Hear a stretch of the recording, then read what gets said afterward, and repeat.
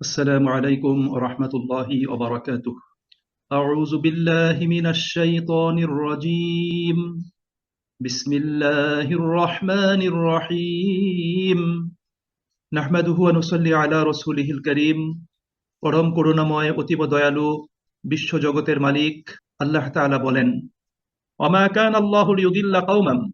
আল্লাহ সুবহানাহু ওয়া তাআলা কোন জনগোষ্ঠীকে বিপথগামী করেন না। এটা আল্লাহ পাকের রীতি নয়। বাদা ইজ হাদাহুম, তাদেরকে হেদায়াত দেওয়ার পর, কোন জাতিকে হেদায়াত প্রদান করার পর তাদেরকে পথভ্রষ্ট করা এটা আল্লাহ পাকের রীতি নয়। হাত্তা ইউবাইয়িনা লাহুম মা ইয়াত্তাকুন, যতক্ষণ না তিনি তাদেরকে কোন জিনিস পরিহার করতে হবে তা পরিষ্কার করে জানিয়ে দেন। অর্থাৎ আল্লাহ রাব্বুল আলামিন কোন জনগোষ্ঠীকে তাদেরকে কোন কোন জিনিস পরিত্যাগ করে চলতে হবে সেটা না জানিয়ে তাদেরকে হেদায়াত দেওয়ার পর তাদেরকে তিনি পথভ্রষ্ট করেন না। ইন্নাল্লাহা বিকুল্লি শাইইন আলিম, বাস্তবিক পক্ষে আল্লাহ তাআলা প্রতিটি জিনিসের জ্ঞান রাখেন। ইন্নাল্লাহা লাহু মুলকুস সামাওয়াতি ওয়াল আরদ, এটাই প্রকৃত সত্য যে আকাশমণ্ডল এবং পৃথিবীর রাজত্ব আল্লাহ তাআলার নিয়ন্ত্রণাধীন। ইউহয়ী ওয়া ইউমীত, তিনি জীবন দান করেন এবং তিনি মৃত্যু ঘটান। ওমা লাকুম মিন দুনিল্লাহি মিন ওয়ালিয়্যিন ওয়ালা নাসীর, আর তোমাদের জন্য এমন কোনো অভিভাবক এবং সাহায্যকারী নেই যে আল্লাহ রাব্বুল আলামিনের মোকাবেলায় তোমাদেরকে সাহায্য সহযোগিতা করতে পারে, তোমাদের অভিভাবকত্ব গ্রহণ করতে পারে। বারাকাল্লাহু লানা ওয়া লাকুম ফিল কোরআনিল আযীম ওয়া নাফা'না ওয়া ইয়্যাকুম বিল আয়াতি ওয়াজ যিকরিল হাকীম। সম্মানিত ভাই এবং বোনেরা, 115 নম্বর আয়াতে আল্লাহ তাআলা বলছেন, ওমা কানা আল্লাহু লিয়ুদিল্লা কওমান বা'দা ইয হাদাহুম, যে আল্লাহ রাব্বুল আলামিন কোন সম্প্রদায়কে, কোন জনগোষ্ঠীকে হেদায়াত দান করার পরে তাদেরকে আল্লাহ পাক পথভ্রষ্ট করেন না।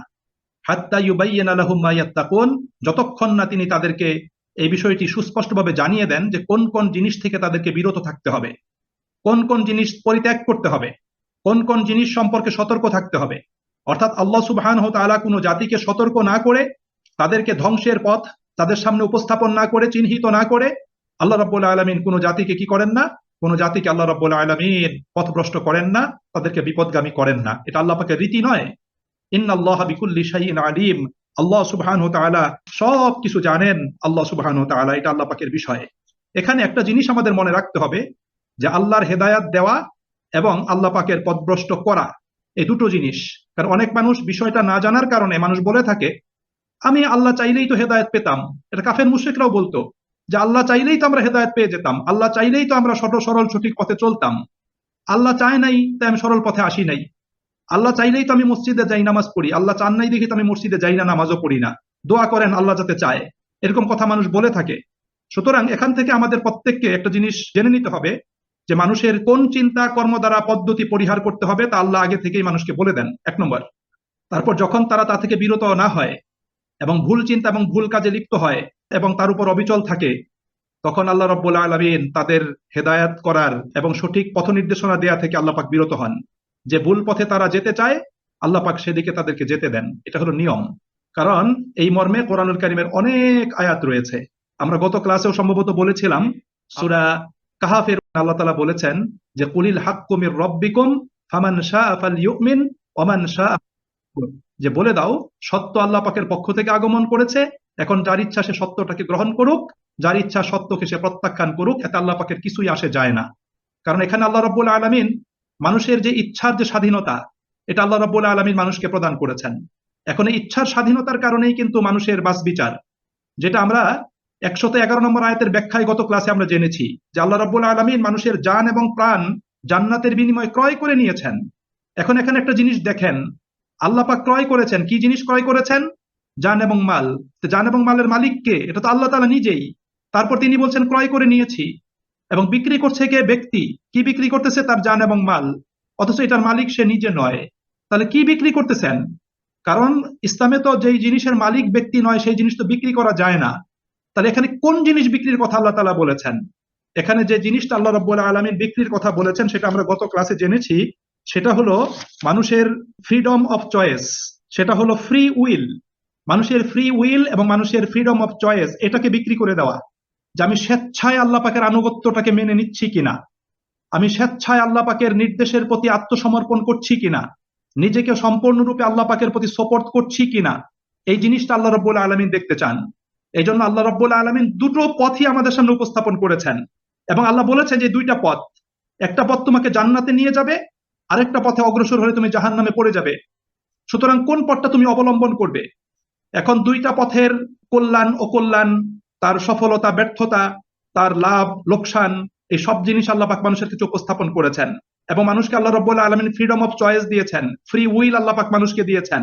এখন কোনো ব্যক্তি যদি জাহান্নামের পথে অগ্রসর হয়, তাহলে আল্লাহ রাব্বুল আলামিন তাকে জোর করে সেই পথ থেকে ফিরিয়ে আনবেন না, বরং আল্লাহ রাব্বুল আলামিন যেহেতু সে তার ফ্রিডম অফ চয়েস অনুযায়ী সে সেই পথটাকে বেছে নিয়েছে, আল্লাহ পাক সেই পথেই তাকে যেতে দেন, এবং তার উপর থেকে হেদায়েতের আলোর যে মশাল, সে আলোর মশাল আল্লাহ রাব্বুল আলামিন সেটা আর তার হাতে আল্লাহ পাক প্রদান করেন না।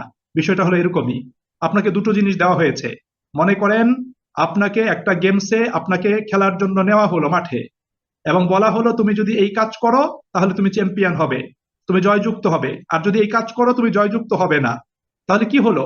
এখন মনে করেন আপনি আপনার নিজের ইচ্ছে মতো আপনি হয়তো জয়যুক্ত হওয়ার পথে অগ্রসর হলেন না, আপনি ব্যর্থ হয়ে গেলেন। ফুটবল খেলা দুই দল খেলছে, এখন কেউ যদি আত্মঘাতী গোল দিয়ে দেয়, তাহলে তো প্রতিপক্ষ তারা নিজেরা গোল না দিয়েও জয়যুক্ত হয়ে যাবে, কারণ জালের ভিতর তো বল ঢুকেছে। এই জন্য প্রিয় ভাই, এই জিনিসটা আমাদের প্রত্যেককে বুঝতে হবে। এই জন্য আল্লাহ পাকের হেদায়েত দেওয়ার অর্থ হলো তিনি নিজের নবী এবং কিতাব সমূহের সাহায্যে মানুষের সামনে সঠিক চিন্তা কর্মধারা সুস্পষ্টভাবে তুলে ধরেন। তারপর যারা স্বেচ্ছায় পথে চলতে উদ্যোগী হয়, তাদের চলার পথ আল্লাহ রাব্বুল আলামিন সুগম এবং সহজ করে দেন। আর আল্লাহ পাকের পথভ্রষ্ট করার অর্থ হচ্ছে তিনি যে সঠিক চিন্তা এবং কর্মপদ্ধতি বাতলে দিয়েছেন, যদি তার বিপরীত পথে চলার জন্য কেউ জোর চেষ্টা চালায় এবং সোজা পথে চলতে যদি না চায়, তাহলে আল্লাহ রাব্বুল আলামিন জোর করে তাকে সত্য পথ দেখান না এবং সত্যের দিকে আল্লাহ পাক চালিতও করেন না, বরং যেদিকে সে যেতে চায় আল্লাহ রাব্বুল আলামিন সেদিকেই তাকে যেতে দেন। এটাই হলো মূল বিষয়। এই জন্যই আল্লাহ রাব্বুল আলামিন এই আয়াতে এই কথাটা আল্লাহ পাক এখানে সুস্পষ্টভাবে আল্লাহ পাক ব্যক্ত করেছেন যে আল্লাহ সুবহানাহু ওয়া তাআলা কোনো জাতিকে হেদায়েত দেওয়ার পরে সেই জাতিকে পথভ্রষ্ট করেন না, যতক্ষণ না কোন কোন জিনিস তাকে পরিত্যাগ করতে হবে, পরিহার করতে হবে, এটা তার কাছে সুস্পষ্টভাবে তুলে না ধরেন। বিষয়টা কিন্তু এরকমই, এই বিষয়টা আল্লাহ পাক এভাবেই এখানে উপস্থাপন করেছেন। আল্লাহ রাব্বুল আলামিন বলেন, ইন্নাল্লাহা বিকুল্লি শাইইন আলিম, নিশ্চয়ই আল্লাহ সুবহানাহু ওয়া তাআলা তিনি সব বিষয়ে তিনি জ্ঞান রাখেন, সব বিষয় আল্লাহ তাআলা জানেন। অর্থাৎ কোন ব্যক্তি হেদায়েতের পথে অগ্রসর হবে, কে হেদায়েতের পথে অগ্রসর হবে না, কে জান্নাতের পথে এগিয়ে যাবে, কে জাহান্নামের দিকে এগিয়ে লিপ্ত হবে, এটা আল্লাহ রাব্বুল আলামিন জানেন। কে ব্যর্থ কাম হবে, কে সফল কাম হবে, এটা আল্লাহ সুবহানাহু ওয়া তাআলা জানেন। কেননা ইন্নাল্লাহা লাহু মুলকুস সামাওয়াতি ওয়াল আরদ, আকাশমণ্ডল এবং পৃথিবীর রাজত্ব, এর নিয়ন্ত্রণ, এটা আল্লাহ রাব্বুল আলামিনের হাতে। ইউহয়ী ওয়া ইউমীত, তিনি জীবন দান করেন, তিনি মৃত্যু ঘটান। ওমা লাকুম মিন দুনিল্লাহ, এবং আল্লাহ ব্যতীত তোমাদের জন্য নেই মিন ওয়ালিয়্যিন, কোন অভিভাবক, কোন বন্ধু, ওয়ালা নাসীর, এবং কোন সাহায্যকারী। অর্থাৎ আল্লাহ ব্যতীত তোমাদের কোনো অভিভাবক নেই, আল্লাহ ব্যতীত তোমাদের কোনো সাহায্যকারীও নেই। অর্থাৎ তোমরা যদি পথভ্রষ্ট হয়ে মন্দ পথে অগ্রসর হও, তোমরা যদি শিরক এবং কুফরির পথকে অবলম্বন করো, তাহলে জেনে রাখো তোমরা কিন্তু এমন কোনো বন্ধু এবং সাহায্যকারী পাবে না যারা তোমাদেরকে আখেরাতে তোমাদেরকে সাহায্য করবে, তোমাদের নাজাত পাইয়ে দিবে। এই জন্য এটা আমাদের প্রত্যেককে সুস্পষ্টভাবে সুন্দরভাবে এই জিনিসটা আমাদের বুঝে নিতে হবে। প্রিয় ভাই এবং বন্ধুরা, আল্লাহ রাব্বুল আলামিন আমাদের সকলকে ক্ষমা করে দিন। আল্লাহ আমাদেরকে দয়া এবং অনুগ্রহ দান করুন, সাহায্য করুন, যাতে আমরা কখনোই কোনো অবস্থাতেই আমরা দ্বীনের পথ থেকে বিচ্যুত না হই, মৃত্যু পর্যন্ত যাতে আমরা দ্বীনের উপর অটল অবিচল থাকতে পারি। বারাকাল্লাহু ফীকুম, আসসালামু আলাইকুম ওয়া রাহমাতুল্লাহি ওয়া বারাকাতুহু।